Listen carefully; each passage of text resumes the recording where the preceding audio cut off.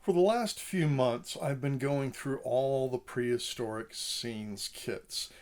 There are 17 of them, and today I've gotten to number 17, the cave. So, this is one of the rare situations where it I've got one that's factory sealed, or at least kind of factory sealed. Box is a little bit beat up, but as long as the parts are all there and in good shape, I'm not going to worry too much. I've got some other boxes up there. Although I do really like the prehistoric scenes box art. Very compelling. So, I've not built this kit before, so it's going to be a new adventure. And I think we're going to do an unboxing here. So, let's get into it.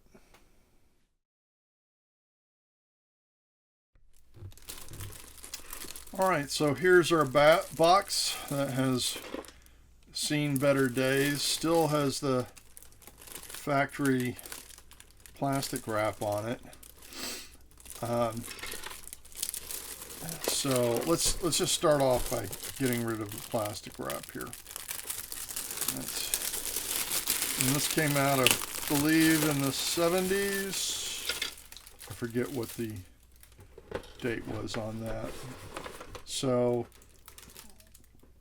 we've got our cave art. Now there was, in one of the revisions of this, it had an Allosaurus in the background here that I think they added later.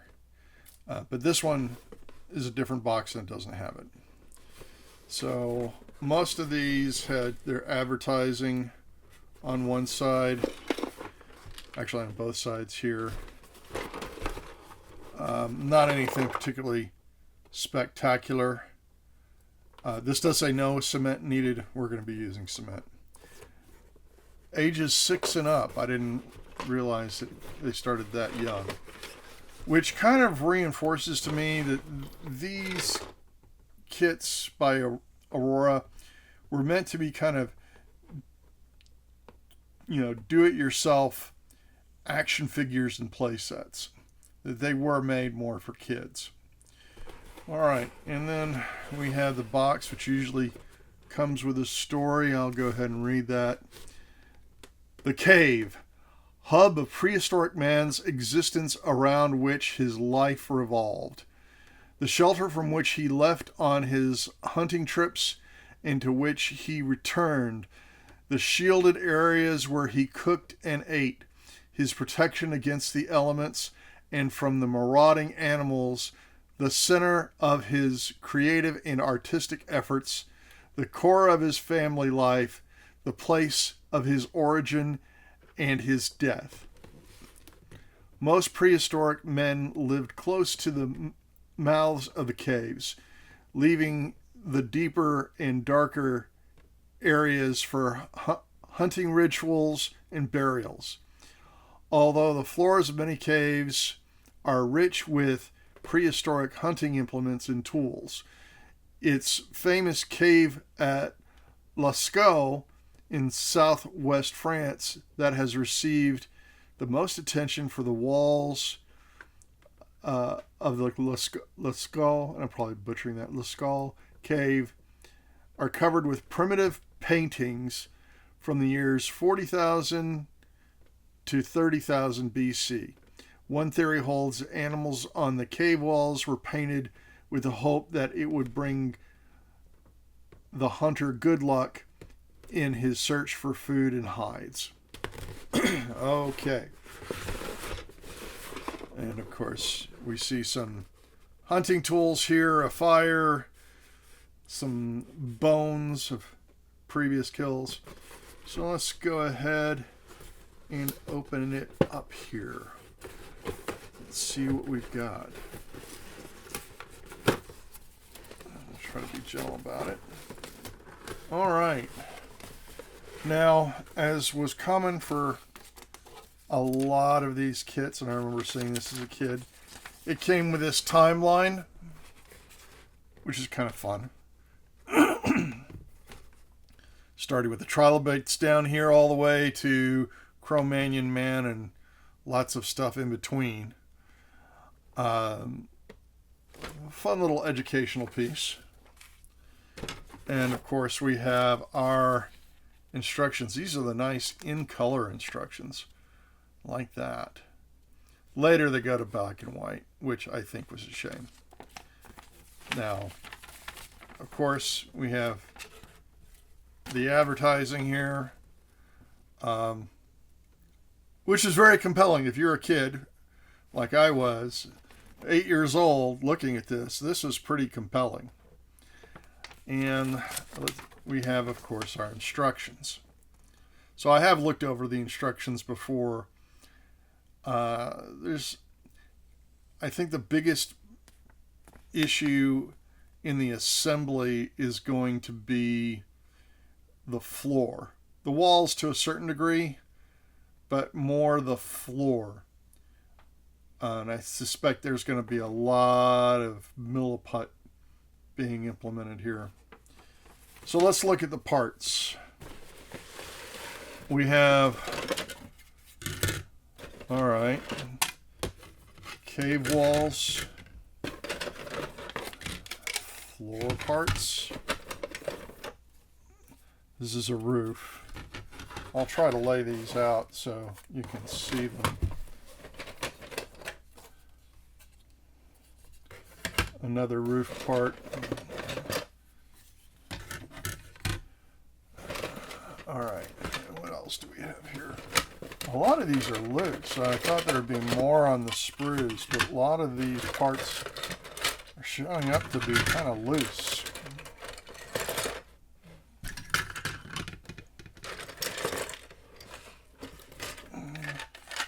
See, there's a lot of floor parts here,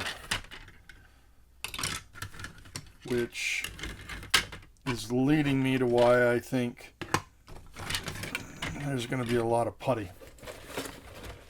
Because these Aurora bases tend to, I'm just going to push this over here. They tend to come in 2 or more pieces, not all of them, but a bunch of them. And so you have to deal with the seam there. Okay, so we've got, looks like some hanging meat, and I believe this is supposed to be a flame, some bones, a knife, we got a spear,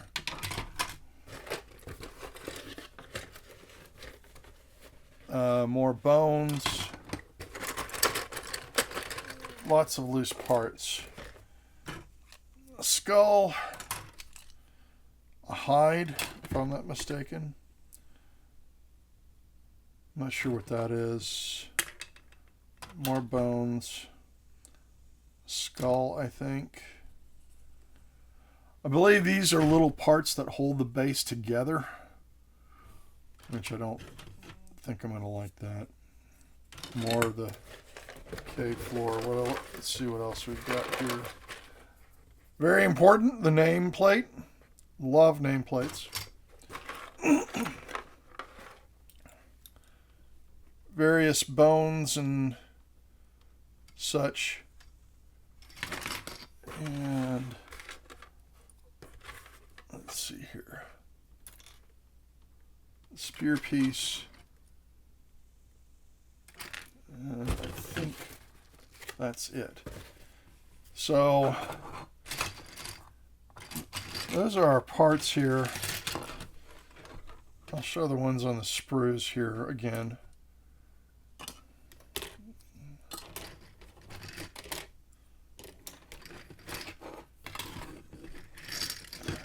Skull, bones. All right. There's this piece here. I don't know if this is a sprue piece or if this is broken off from something, maybe. Not sure. I'm wondering if this spear got broken somehow. You know, when you get stuff this old and off of eBay, that's going to happen. All right. So that's our kit.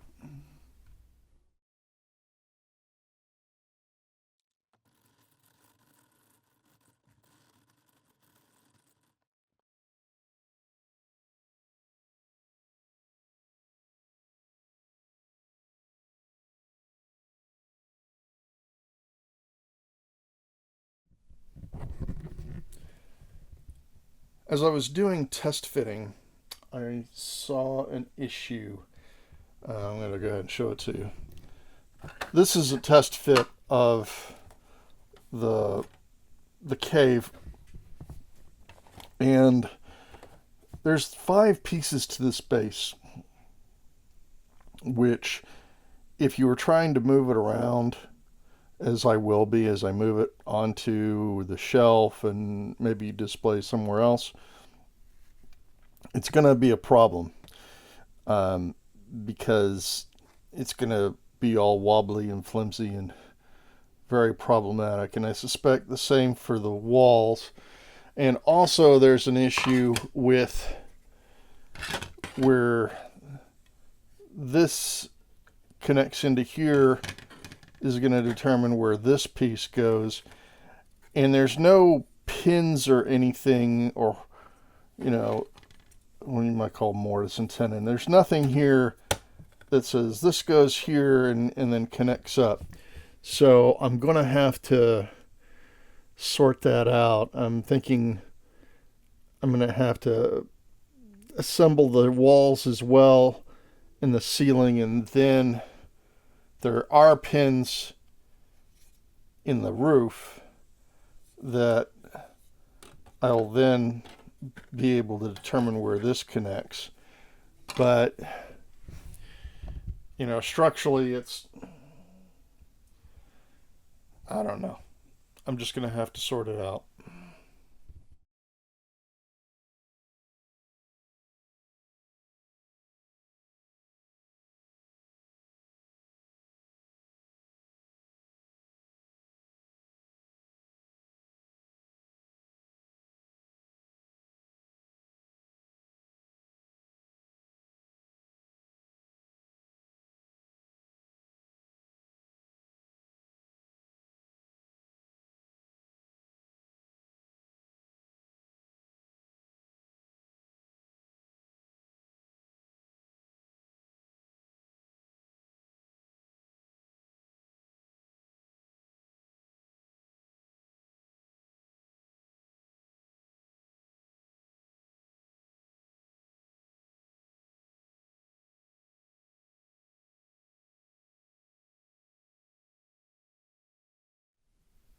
Well, it's done.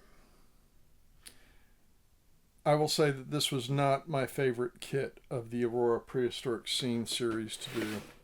This cave. um, I have in various places referred to this as the Malibu Barbie Dream Cave, because it's a whole bunch of accessories. It's really, I think, designed for kids. The box even says for 6 and up. So let's have a look here. I have chosen not to glue the cave walls and to the base, because I may move again, and it'll be easier just not to have that as one piece to move. At least that's my thinking. So I'm going to take the top off and go over a few things here. I don't know if you can see it or not, I did make an attempt at a cave pattern or cave painting, using some pastel pencils. Yeah, I think this is something that's going to need more experimentation. I, as you can see, lots of accessories here. I've got the little flame, which at some point it might be cool to mold this piece in clear resin and put a little light under it, a little flickering light. That could be fun. It's got all these bones, the tools, the little fur here. The instructions show this in a slightly different configuration, but I don't think there's room for everything in here. Not impressed with the design on this and the design choices. But, okay, it's done. I did get, of course, comes with a nameplate. Got that done. And so, all right, that's it. This was number 17 out of the 17 kits from the series. So I've got the whole series built. I'm probably going to do another Pteranodon because the one I've got was kind of done for inspiration from a friend of mine, and I want something a little different for that. So Pteranodon, revisiting that, and then I think I'm going to go with a completely different manufacturer, maybe Tamiya, or there's some Bandai stuff. I've got some Bandai skeletons. So don't know what the next adventure is, but there will be one. So thanks for joining me on this adventure, and stay tuned for more. Thanks.